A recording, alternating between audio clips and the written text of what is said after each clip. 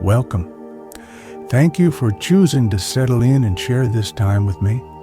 Find a comfortable space, allow your breath to deepen, and let the world outside gently fade. My name is Silas, and I find a quiet joy in journeying, not just to see new places, but to feel them, to listen to their unique rhythms, and to gather moments of stillness aboard my traveling home, the Wanderer.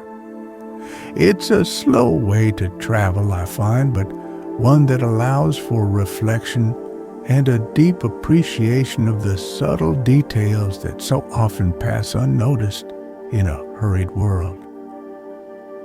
My journeys aboard this train have carried me through such varied and memorable landscapes, from the sun-drenched artistic spirit of Florence, with its ancient bridges spanning the Arno, to the dramatic fjords and colorful wooden houses of Bergen, and the unique adobe charm and high desert light of Santa Fe. That profound sense of a city being cradled by and in harmony with majestic water and mountains. Something so palpable in Bergen is stirring within me again as the wanderer glides toward the heart of Switzerland. Through the window, the scenery is transforming. Rolling hills give way to steeper inclines, and the air, even now, feels crisper, cleaner, carrying the promise of alpine freshness as we approach Lucerne. In the chapters ahead, as we arrive in Lucerne, I find myself looking forward to simply walking its famed Kapellbrücke, the chapel bridge. I'm curious about the stories held within its ancient painted timbers, and the way the light plays on the surface of the River Reuss flowing beneath. I also anticipate the quiet atmosphere surrounding the Lohendenkmal, the Lion Monument, wondering about the particular stillness said to be found there and the emotions such a poignant sculpture might evoke. And I hope to find a moment of peaceful perspective from the old Musegg wall, to see how the city rests so serenely between its glistening lake and the towering Alpine peaks. This is an invitation to slow down with me, to observe these moments, and to find a measure of peace in the present, just as I seek to do. Let the gentle sounds of the journey soothe you as we arrive and begin to explore the calm atmosphere of Lucerne together. If you find comfort and tranquility in sharing these experiences, perhaps consider liking this recording or subscribing to the channel to join me as the journey continues. For now, let us begin. Chapter 1, Towards the Alpine Heart. The gentle rhythmic sway of the wanderer is a familiar lullaby, a constant companion on these journeys into the unknown. Outside my window, the landscape unfurls like a meticulously painted scroll, transitioning from the softer rolling hills of the lowlands into something altogether more dramatic. Switzerland is revealing itself in layers, each one more captivating than the last. I watch as neat, orderly fields give way to denser woodlands, their greens deep and resonant. Small villages, nestled in valleys or perched on gentle slopes, appear and then recede, their church spires like quiet punctuation marks against the vast canvas of the sky. The air, even through the slightly open window of my carriage, feels cleaner, crisper, hinting at the elevations to come. I lean back into the worn leather of my armchair, the scent of old books and polished wood, a comforting anchor in this ever-changing world. A cup of warm herbal tea, its steam coiling gently upwards, rests on the small table beside me. The golden liquid mirrors the afternoon light that filters through the panoramic window, casting long, soft shadows across my writing desk. The clickety-clack of the wheels on the tracks is a steady heartbeat, a sound so ingrained in my travels that its absence would feel like a missing limb. It's a sound that encourages contemplation, allowing thoughts to drift and settle like dust motes in a sunbeam, unhurried and free. The journey itself is as much a part of the experience as the destination. This slow, deliberate movement through the world allows for an appreciation of the subtle shifts, the gradual unveiling. I observe the architecture of the farmhouses changing, their roofs becoming steeper, their construction more robust, as if preparing for the embrace of the mountains. Flower boxes, overflowing with vibrant reds, pinks, and whites, adorn almost every window sill, a testament to a quiet pride and a love for simple beauty. It's these small details, these fleeting glimpses of lives lived, that often capture my imagination the most, offering silent stories to ponder. My notebook lies open on my lap, its pages still blank for this new chapter of travel. My camera rests beside it, ready, though for now I am content to simply absorb, to let the scenery wash over me. There's a unique anticipation in approaching a place known for its natural grandeur, a quiet excitement that builds not in a rush, but in a gentle crescendo. The distant peaks, once hazy suggestions on the horizon, are beginning to assert their presence, their silhouettes growing sharper, their snow-capped summits gleaming faintly under the sun.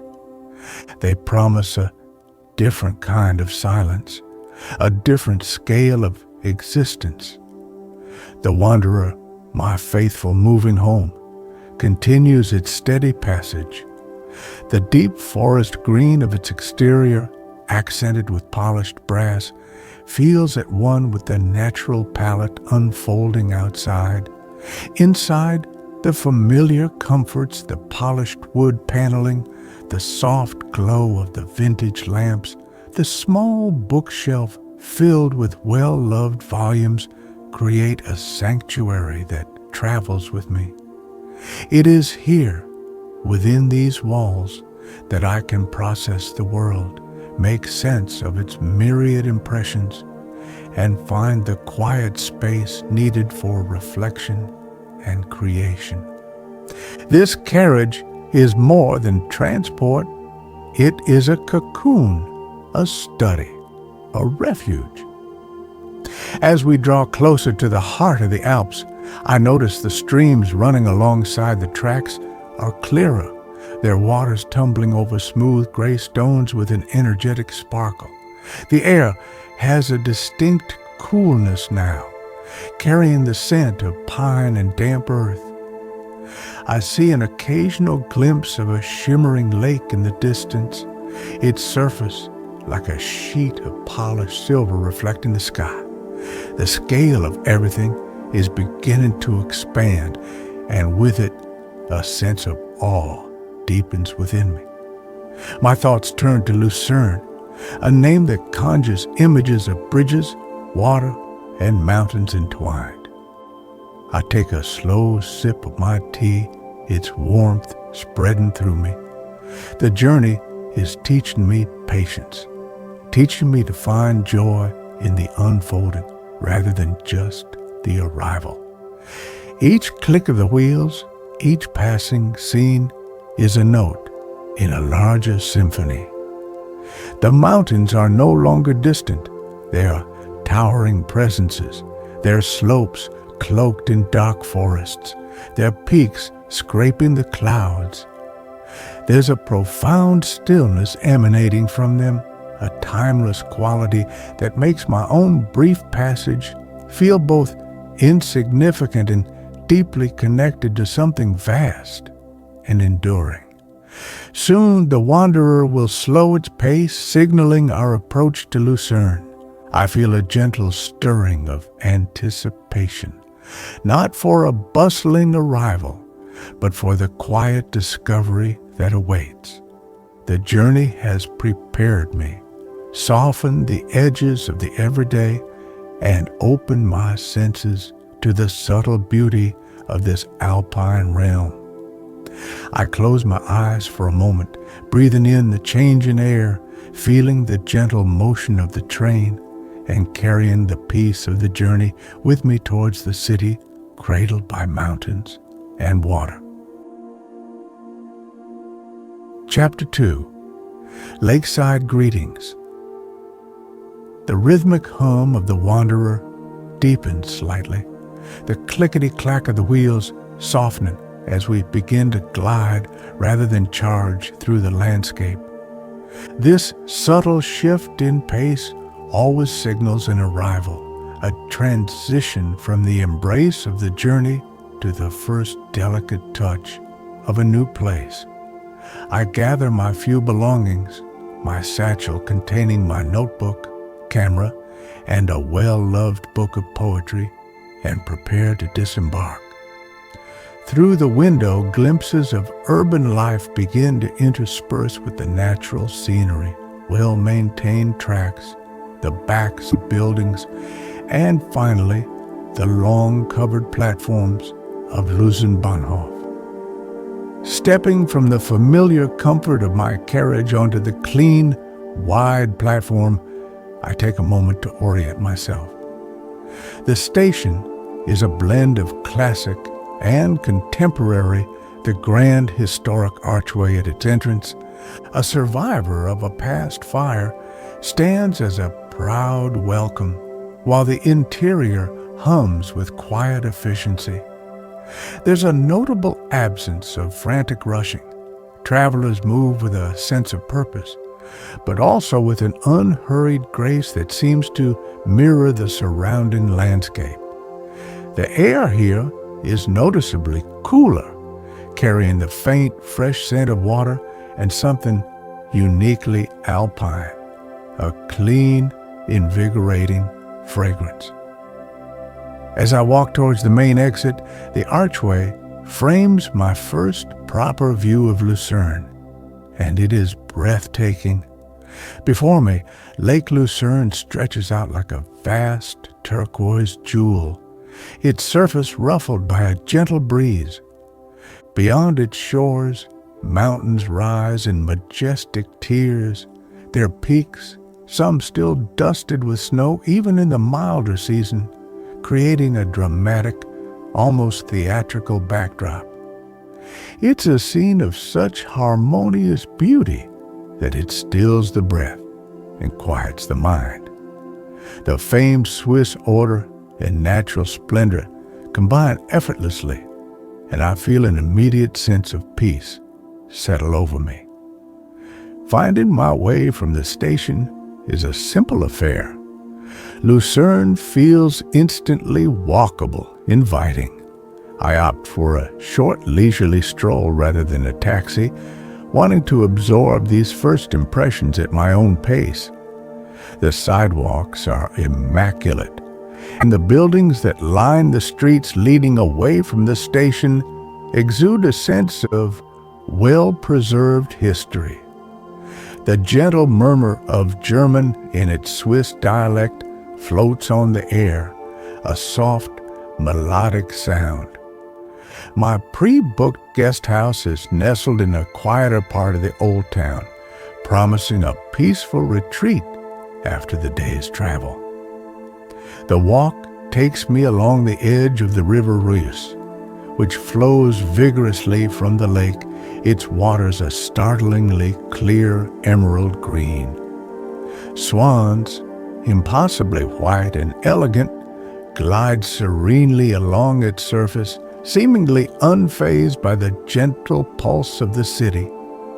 The architecture is a charming mix of medieval structures and later additions, all meticulously maintained.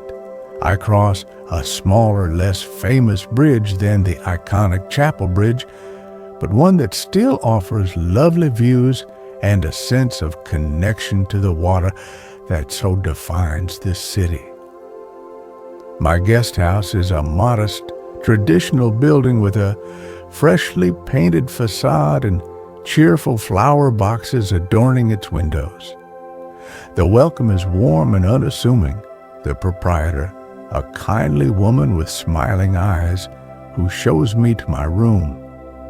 It's a simple space, but thoughtfully appointed. A comfortable bed, a small wooden desk by the window, and an atmosphere of quiet repose.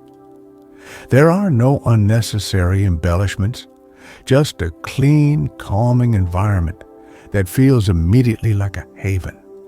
This is exactly the kind of place where I feel most at ease, a space that encourages reflection rather than distraction. From my window, I can see a sliver of the lake and the imposing silhouette of Mount Pilatus in the distance. The sounds that filter in are gentle, the distant chime of a clock tower, the soft lapping of water against the quayside, the occasional muted conversation of people strolling by. I take a deep breath of the cool, fresh air, feeling the last vestiges of the journey's pleasant weariness dissolve. Lucerne has offered a gentle greeting, an understated welcome that resonates deeply with my own quiet nature. Unpacking takes only a few minutes, a change of clothes, my toiletries, placing my notebook and camera on the desk. The act itself is a small ritual of settling in, of transforming a temporary space into a personal one, however briefly. I feel a sense of contentment wash over me, a quiet gratitude for the ease of arrival and the profound beauty that has already revealed itself. The promise of gentle exploration, of discovering the tranquil corners of this lakeside city, fills me with a calm anticipation. Chapter 3. A Haven by the Water. The room in the guest house, though modest in size, immediately feels like a sanctuary. The late afternoon sun, softened by the high, wispy clouds common in these alpine regions, slants through the clean glass of the window, illuminating dust motes dancing in the still air. It paints a warm, inviting glow across the polished wooden floorboards and the simple, sturdy desk where I've already placed my notebook and pen. There are no grand views from here, just a quiet street below, lined with a mix of residential buildings and small, unobtrusive shops, their facades a harmonious blend of muted colors. I unpack methodically, a quiet ritual that helps me feel grounded in a new place. My few clothes find their way into the small wardrobe, my worn copy of Rilke's poems on the bedside table. The camera is placed carefully on the desk, ready for tomorrow's wanderings. This act of arranging my few possessions is a way of claiming the space, of making it a temporary extension of the wanderer's familiar comfort. The guest house itself has an air of quiet history. I can almost hear the faint echoes of past travelers who have sought rest within these walls. Opening the window a little wider, I lean out slightly, taking in the sounds of Lucerne as evening begins to approach. The crisp air carries the distant melodic chime of church bells, a sound that seems to perfectly encapsulate the city's peaceful character. Below, the occasional footstep on the cobblestones, a snippet of conversation in Swiss German, the soft rustle of leaves from a nearby tree, all blend into a gentle, soothing soundscape. There's a distinct lack of jarring city noise, replaced by a more organic, human-scale rhythm that I find incredibly calming. The guest house provides a simple carafe of water and a glass, and I pour myself a drink, the water tasting remarkably fresh and pure, as if drawn directly from an alpine spring. I sit in the wooden chair by the desk, not yet ready to venture out, content for now to simply absorb the atmosphere of my new haven. The light continues to soften, the shadows lengthening, and the room takes on an even more tranquil quality. It's in these quiet moments of arrival, before the exploration truly begins, that I often feel the most connected to a place, sensing its underlying spirit. My thoughts drift back to the wanderer, my constant companion. While this room offers a different kind of stillness, the memory of the train's gentle sway and rhythmic click-clack is a comforting echo. Each place I stay becomes a temporary anchor, but the wanderer remains the true thread connecting all these diverse experiences. This small room, with its view of an ordinary Lucerne street, now becomes part of that tapestry, a quiet interlude in a larger journey of discovery. I consider my plans for the coming days not rigid itineraries, but rather gentle intentions. To walk the famed Chapel Bridge, of course, to explore the nooks and crannies of the old town, to perhaps find a quiet spot by the lake, to simply sit and observe. My approach to travel has always been less about ticking off sights and more about soaking in the essence of a place, allowing its character to reveal itself slowly, like a shy friend. Lucerne, with its evident charm and serene setting, feels like a place that will reward such a patient approach. As twilight deepens, the room is filled with a soft, ambient glow from the street lamps outside, casting a warm, inviting light. I resist the urge to turn on the room's main light, preferring this more subdued illumination. It's an atmosphere conducive to quiet thought, to the gentle unwinding of the day. I pick up my notebook, not to write extensively, but perhaps to jot down a few initial impressions, a word or a phrase that captures the feeling of this moment, this peaceful arrival in this haven by the water. There's a profound sense of contentment in simply being here, in this unassuming room, in this beautiful city. The journey was smooth, the welcome gentle, and the promise of quiet exploration hangs invitingly in the air. I feel no rush, no pressure, only a quiet curiosity and an appreciation for the simple comfort of a safe, peaceful place to rest. Lucerne, I sense, will be a city that nourishes the soul, a place where the calm I seek can be readily found, both in its stunning landscapes and in its quiet, unassuming corners. Chapter 4.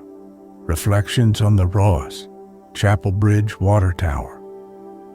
The morning air in Lucerne is crisp and invigorating, carrying the scent of fresh water and distant mountains. After a simple breakfast at the guest house, I set out toward the heart of the old town, drawn by the allure of the River Royce and its most iconic crossing, the Kapelbrücke, or Chapel Bridge. The sun is still relatively low in the sky, casting a soft, golden light that illuminates the historic facades and makes the river's surface sparkle. There's a gentle hum of activity as the city awakens, but the overall atmosphere remains one of unhurried tranquility. As I approach the bridge, its distinctive silhouette, a covered wooden footbridge diagonally crossing the river, punctuated by the octagonal Wasserturm, the water tower, is even more charming up close than in photographs. The bridge itself, dating back to the 14th century, feels like a living piece of history. Its timbers are weathered and dark, worn smooth by centuries of footsteps and the elements. The profusion of vibrant red and pink geraniums spilling from the flower boxes lining its entire length adds a striking contrast, a splash of joyful color against the ancient wood. Stepping onto the bridge, I am immediately enveloped by its unique character. The roof overhead provides a sense of enclosure, a feeling of being in a space apart from the city, even while being in its very heart. I walk slowly, pausing frequently to look out at the River Royce, flowing swiftly and clearly beneath me.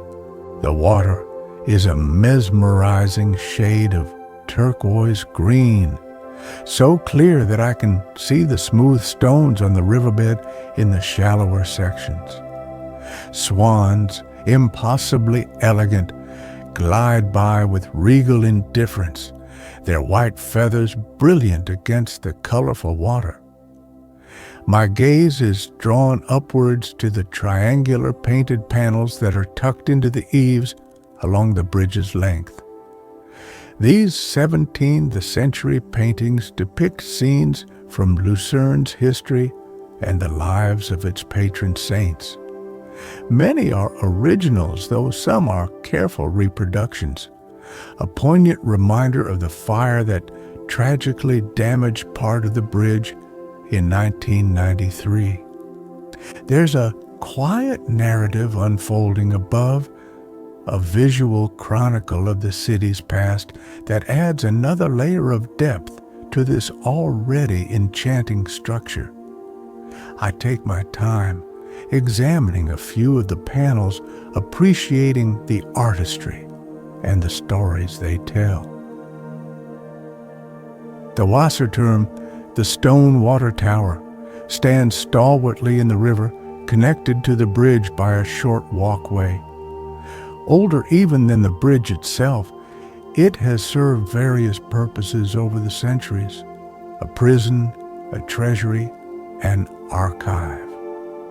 Now it stands as a silent stoic guardian, its robust form a perfect counterpoint to the more delicate structure of the wooden bridge.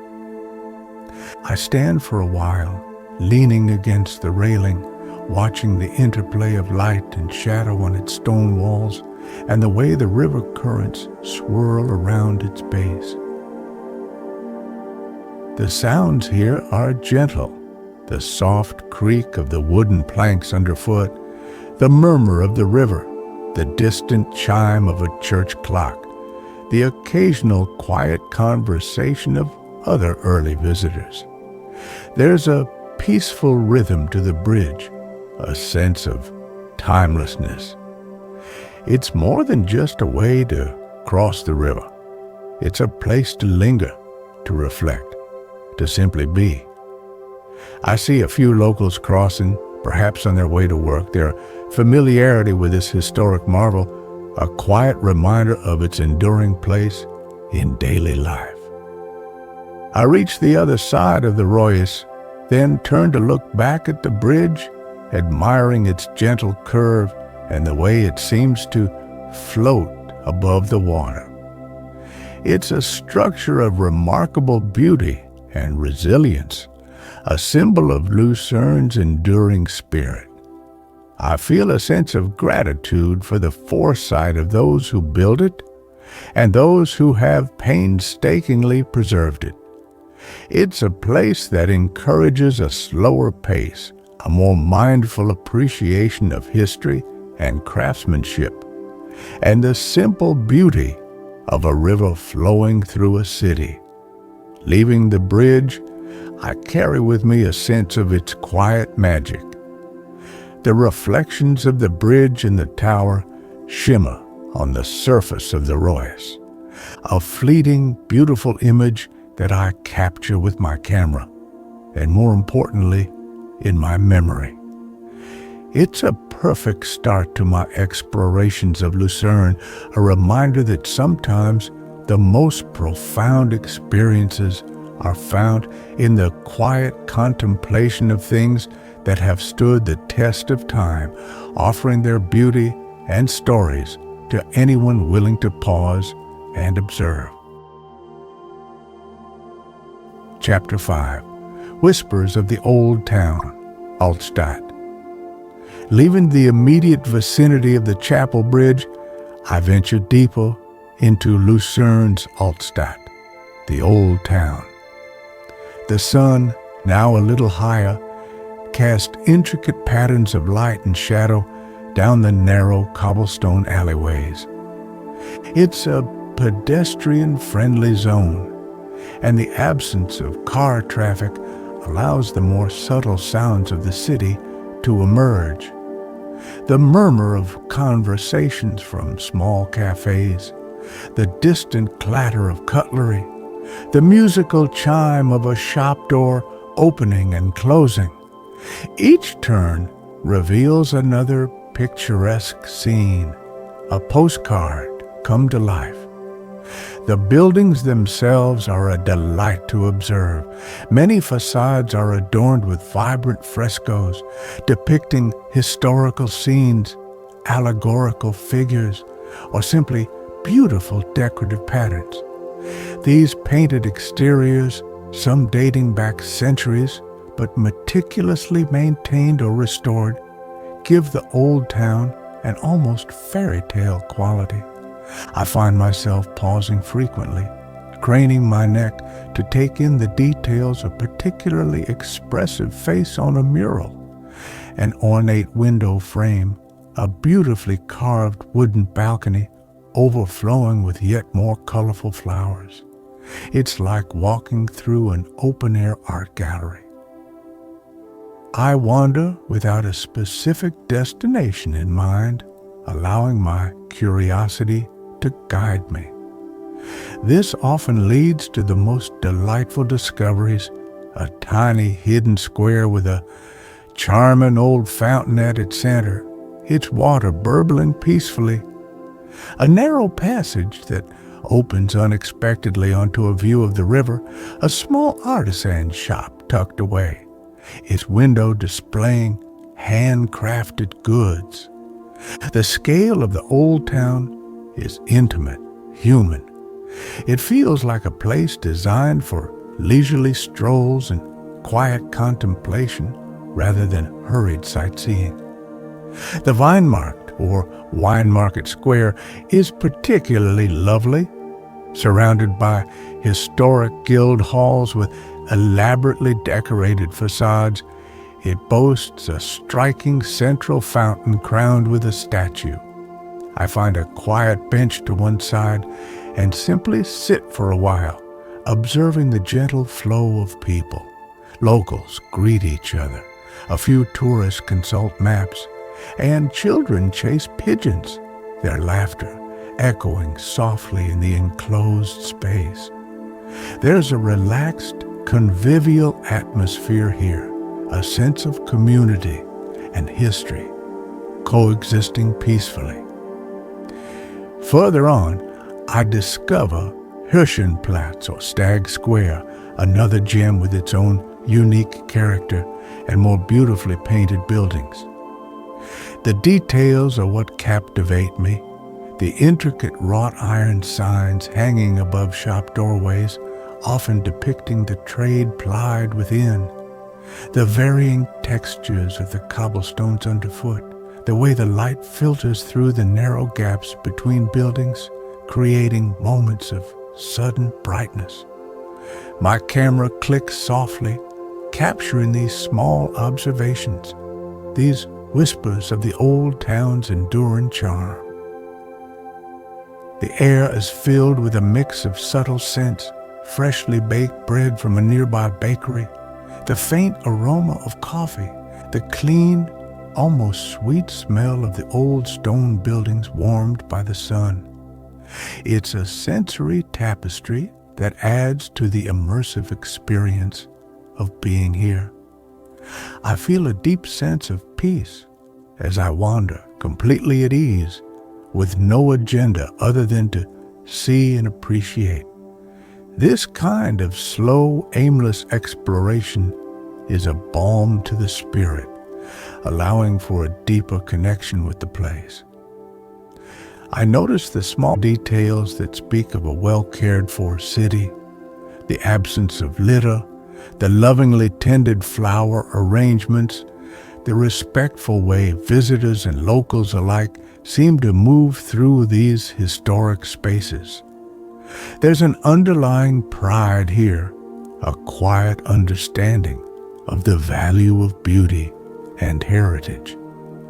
It's not a place that shouts its attractions, but rather one that reveals its treasures gradually, rewarding the observant eye and the unhurried pace. As midday approaches, I find a small, secluded courtyard with a single tree offering dappled shade. I sit on the edge of a low stone wall, close my eyes for a moment, and just listen. The old town breathes around me, a gentle, ancient rhythm. These quiet corners, these moments of stillness amidst the beauty of what I travel for. Lucerne's Altstadt is not just a collection of old buildings, it's a repository of stories, a place where the past feels tangibly present, whispering its secrets to those who take the time to listen. Chapter 6. The Lion's Solemn Slumber, Lion Monument. A short walk from the bustling old town nestled against a sheer sandstone rock face lies the Lowendigmal, the Lion Monument. I approach the site along a tree-lined path, the sounds of the city gradually receding, replaced by a hushed reverence that seems to permeate the air around this poignant sculpture. Even before I see the monument itself, I can feel a shift in atmosphere, a quiet solemnity that prepares one for an encounter with something deeply moving.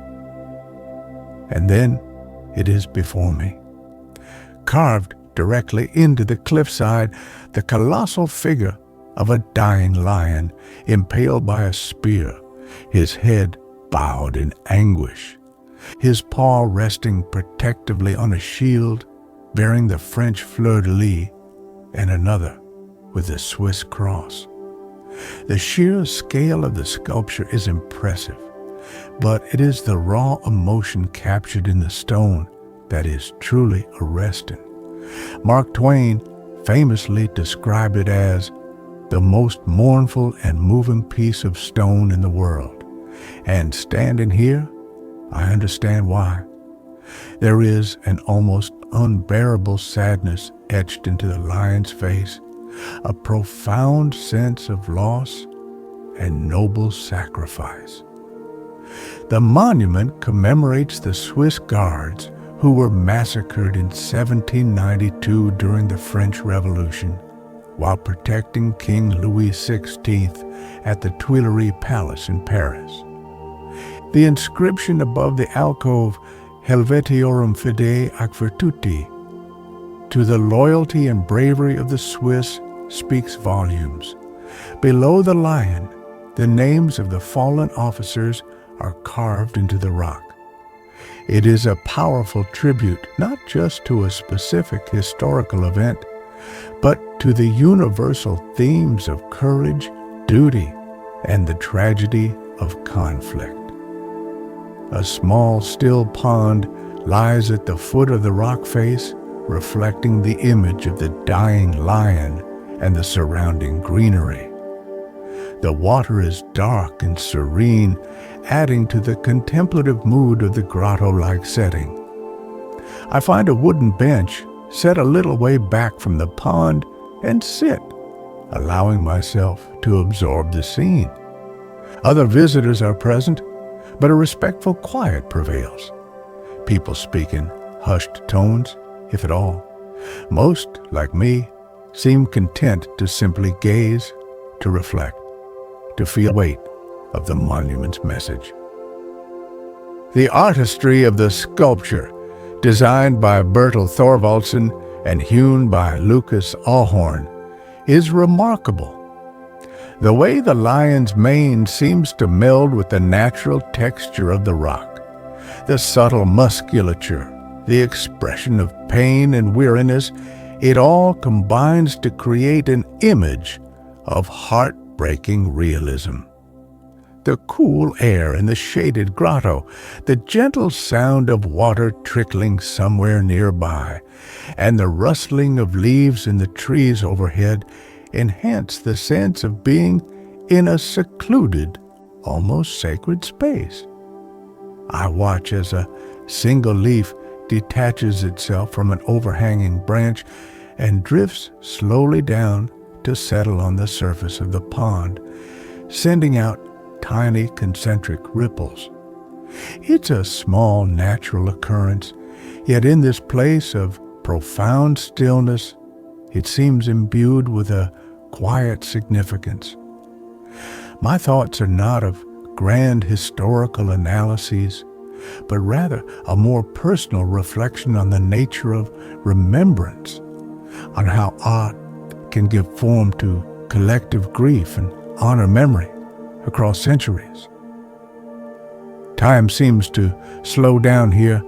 I sit for a long while, my camera resting unused in my lap. Some experiences are best absorbed directly, without the lens of a device between oneself and the moment. The Lion of Lucerne is one such experience. It asks for quiet contemplation, for an opening of the heart to its silent, sorrowful story. It's a reminder that even in a city renowned for its picturesque beauty and peaceful charm, there are places that speak of deeper, more somber truths. Eventually, I rise to leave, feeling a sense of profound respect and a quiet melancholy. The image of dying lion, so powerfully rendered, will stay with me. It is not a monument that celebrates victory or glory, but one that honors fidelity and mourns loss. As I walk away, back toward the gentle bustle of Lucerne, I carry with me the echo of its solemn slumber, a reminder of the enduring power of art to evoke deep emotion and commemorate the complexities of human history. Chapter 7. Lakeside Serenade, Lake Lucerne Promenade. The afternoon sun warms my face as I stroll along the Schweizerhof Quai, one of the elegant promenades that grace the shores of Lake Lucerne. After the poignant stillness of the Lion Monument, the open expanse of the lake and the gentle activity along its edge offer a soothing contrast. The water today is a dazzling spectacle of blues and greens, its surface shimmering under the light, reflecting the majestic forms of the mountains that cradle it. Pilatus, Rigi, and Bergenstock stand like ancient, benevolent guardians. The promenade is wide and inviting, lined with mature trees that offer dappled shade and benches perfectly positioned for lake gazing, I walk at a leisurely pace, my footsteps making a soft sound on the well-maintained pathway. The air is fresh, carrying the clean scent of the vast body of water and the faint, sweet perfume of flowers from nearby gardens. There's a gentle rhythm to the scene, people strolling, couples chatting quietly on benches, families enjoying the view. It's a picture of relaxed contentment. Vintage paddle steamers, their white paint gleaming, glide gracefully across the lake, their rhythmic churning, a distinctive sound that carries across the water. They are like elegant relics from a bygone era, adding to the timeless charm of Lucerne. I pause to watch one as it departs from a nearby pier, its whistle blowing a soft, melancholic note before it heads out toward the distant shores. Smaller boats, sailboats with their crisp white sails, private motorboats, and even a few kayaks also dot the water, each moving at its own unhurried pace. Swans, those ubiquitous and graceful inhabitants of Lucerne's waters, are present here too, congregating near the shore, occasionally preening their feathers or dipping their long necks into the clear water. They seem entirely at home, a living part of the city's identity. I find an unoccupied bench beneath a linden tree, its heart-shaped leaves rustling gently in the breeze, and sit for a while. From this vantage point, I can see the full sweep of the bay, the historic hotels lining the opposite shore, and the distant, hazy outlines of further mountains. I take out my notebook, not to write extensively, but to sketch the curve of the shoreline, the distinctive shape of a distant peak, or perhaps the elegant silhouette of a swan. The act of drawing even simple lines helps me to see more clearly, to notice the subtle details and contours of the landscape. It's a quiet, meditative practice, a way of engaging with the beauty around me on a deeper level. The sounds of the promenade provide a gentle background hum, the lapping of water against the stone quay, distant laughter, the soft cooing of pigeons. The light on the lake is constantly changing, shifting with the movement of the clouds and the angle of the sun. One moment, the water is a deep sapphire blue. The next, it's a bright, almost translucent turquoise. The mountains, too, seem to alter their mood with the light, their details becoming sharper or softer, their colors more intense or more muted. It's a living, breathing panorama, and I feel a sense of deep gratitude for the opportunity to simply sit and witness its unfolding beauty. This Lakeside Serenade is not one of loud music, but of subtle natural harmonies. The gentle breeze through the trees, the lapping water, the distant calls of gulls, the soft murmur of human voices all blend into a soothing symphony that calms the mind and lifts the spirit. It's a place where one can easily lose track of time, absorbed in the simple pleasure of being present in a beautiful and peaceful environment. I feel the stresses of the world melt away, replaced by a sense of tranquility. As the afternoon begins to wane, I rise and continue my stroll, feeling refreshed and serene. The Lake Lucerne Promenade is more than just a scenic walkway. It's the city's tranquil heart, a place where nature and refined urban life meet in perfect harmony. It offers a space for quiet reflection, for gentle exercise, or simply for savoring the breathtaking beauty that defines this remarkable corner of Switzerland, the memory of this peaceful afternoon by the water will be a cherished one. Chapter 8. Glimpses from Above, Musegg Wall. My explorations today lead me upwards towards the Musegg Wall, the remarkably well-preserved medieval ramparts that stretch along a hill on the north side of Lucerne's old town. The climb is not arduous, a series of gently sloping paths and stone steps that wind through quiet residential areas and small gardens. As I ascend, the views begin to open up, offering tantalizing glimpses of the city and the lake below, each vantage point more expansive than the last. Reaching the base of the wall, I am struck by its sturdy, imposing presence.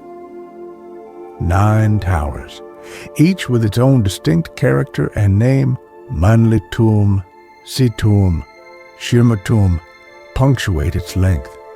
Several of them are open to the public, and I choose one, the Siturm, known for its large clock, whose bell chimes 1 minute before all other city clocks. The stone steps inside the tower are worn smooth by centuries of use, cool to the touch, and the air within is still and faintly musty, carrying the scent of old stone and timber. Emerging onto the open walkway atop the wall is like stepping back in time, yet also gaining a fresh, elevated perspective on the present. The view is magnificent. Below me, the red-tiled roofs of Lucerne's Altstadt spread out like a charming, intricate mosaic threaded through by the emerald ribbon of the River Rose. The iconic chapel bridge and water tower look almost like miniature models from this height. Beyond the city, Lake Lucerne shimmers in the sunlight, its surface dotted with tiny boats, and further still, the majestic Alps form a breathtaking panoramic backdrop. I walk slowly along the rampart, the ancient stones solid beneath my feet.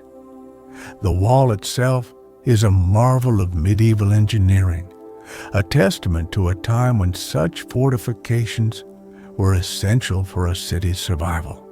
Now it serves as a peaceful promenade, offering unparalleled views and a quiet escape from the gentle bustle below. There are only a few other people up here, and a sense of calm pervades. The sounds of the city are softened by the distance, reduced to a gentle murmur, punctuated by the occasional clear chime of a church bell. From this vantage point, I can appreciate the compact, harmonious layout of Lucerne, nestled so perfectly between the lake and the mountains. I can trace the course of the river, see the various bridges that span it, and identify landmarks I've already visited. It's like looking at a living map, one that I am gradually coming to know. The fresh breeze that sweeps across the wall is invigorating, carrying the clean scent of the distant mountains and the vast expanse of water. I pause at one of the crenellations, resting my arms on the cool stone, and simply gaze out. My thoughts are quiet, reflective. There's something about a high vantage point that encourages a broader perspective, not just visually, but metaphorically too. The everyday concerns seem to shrink a little when viewed from such a height, against the backdrop of such enduring natural beauty and human history. I feel a sense of connection to the countless others who have stood on these walls over the centuries, looking out over this same yet ever-changing landscape.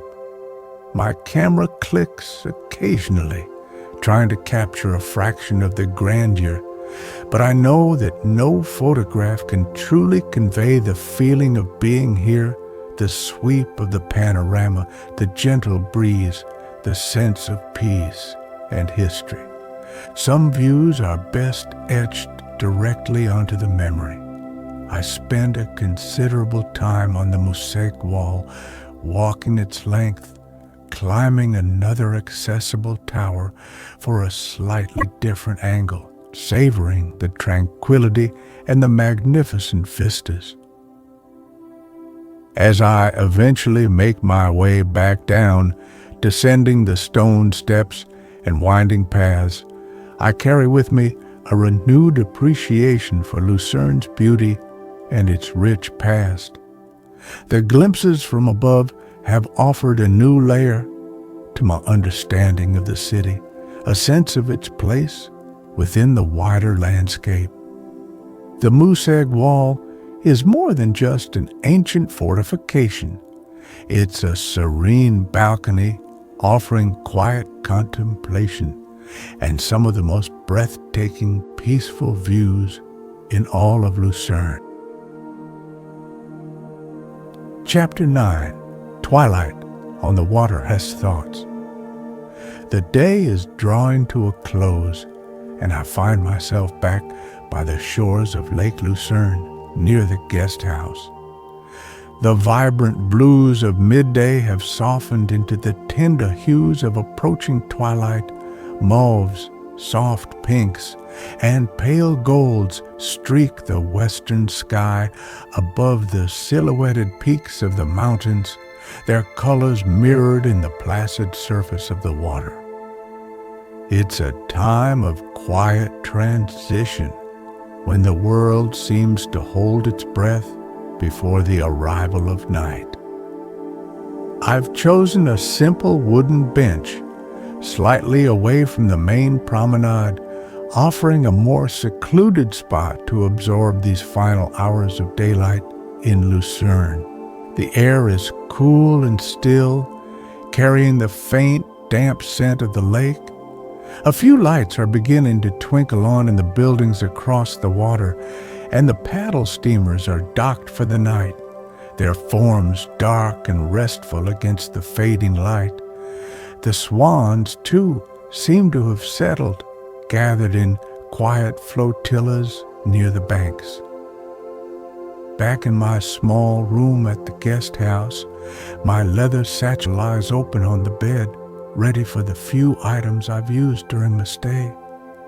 The process of packing is always a little melancholic, a tangible signal that a chapter is ended. I move slowly, mindfully, folding my clothes, tucking away my small collection of maps and brochures. My notebook, filled with sketches and observations from the past few days, receives a final entry, a few lines attempting to capture the essence of Lucerne's Alpine Calm.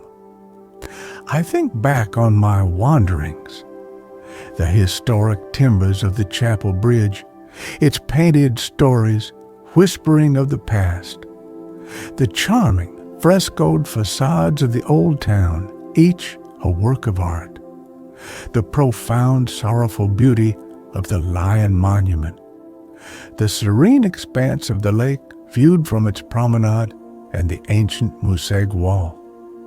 Each memory is infused with a sense of peace, of gentle discovery. Lucerne has been a city that doesn't overwhelm, but rather invites quiet contemplation and appreciation. The warmth of the guest house room is a gentle embrace. I stand by the window for a while, looking out at the street below, as it too succumbs to the quiet of the evening. The sounds are muted now, an occasional soft footstep, the distant murmur of a closing cafe. There's a particular quality to the light, a soft diffusion from the street lamps that cast a gentle glow on the cobblestones. I reflect on the kindness of the guest house proprietor, the simple comfort of my room, the ease with which I've been able to navigate and connect with this place. The city's character, I realize, is a beautiful blend of natural grandeur and human-scale charm. The towering mountains and the vast lake provide a stunning, almost humbling backdrop. Yet the old town itself, with its narrow streets and historic buildings, feels intimate and welcoming. It's a place where one can feel both awed by nature and comforted by human artistry and history. This balance is perhaps what contributes most to its deep sense of tranquility. As I prepare for sleep, my thoughts are filled with a quiet gratitude for the experiences of the past few days. Lucerne has offered not just beautiful sights, but a feeling of serenity, of timelessness, of simple, unadorned beauty. It's a place that has nourished the introspective part of my nature, providing ample space for quiet thought and observation. The alpine air, the clear waters, the well-preserved history, all have contributed to a deeply restorative stay. Tomorrow, the wanderer will carry me onwards towards new landscapes and new discoveries. But a part of Lucerne's calm will travel with me, a gentle echo in my memory. I close my eyes. The image of the lake at twilight, mountains serene against the fading light, imprinted on my mind. It's a peaceful, beautiful image to carry into sleep, a perfect ending to my time in this haven by the water. Chapter 10. The Alpine Echo Lingers.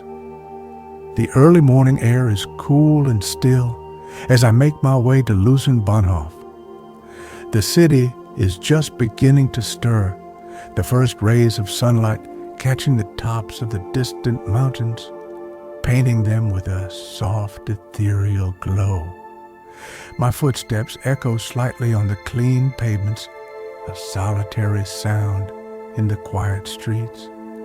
There's a familiar blend of gentle sadness and quiet anticipation that always accompanies departure, a fondness for the place being left behind, and a curiosity for what lies ahead. The wanderer waits patiently on the platform, its familiar forest, green and brass, a comforting sight. The station is calm, with only a few other travelers moving about with quiet purpose. I exchange a polite nod with the conductor and step aboard. The scent of polished wood, old leather, and the faint aroma of yesterday's herbal tea welcoming me back to my mobile sanctuary. The interior is just as I left it, a haven of order and quiet comfort, ready to embrace me for the next leg of my journey. Settling into my armchair by the large window, I watch as the final preparations for departure are made. A quiet whistle blows, and then, with a barely perceptible sigh, the wanderer begins to glide smoothly away from the platform. Lucerne, with its charming old town and iconic bridges, begins to recede. I catch a final glimpse of the chapel bridge, its flower boxes, vibrant splash of color, and the sturdy water tower standing sentinel in the Royce. The lake, serene in the morning light, reflects the sky like a flawless mirror. As the train picks up a little speed, the city gives way to its green outskirts, then to the rolling hills and picturesque villages that characterize the Swiss countryside. The mountains, which have been such a dominant and beautiful presence during my stay, gradually diminish in scale, though their majestic forms will linger in my mind's eye. I open my journal, its pages filled with impressions of Lucerne, and add a few final thoughts, a brief postscript to this peaceful chapter. The rhythmic clickety-clack of the wheels on the tracks resumes its familiar cadence, a soothing, constant sound that has accompanied so many of my travels. It's a sound that encourages reflection, and my mind drifts back over the past few days. I recall the clarity of the lake water, the intricate details of the frescoes, the profound silence at the Lion Monument, the panoramic views from the Musegg wall.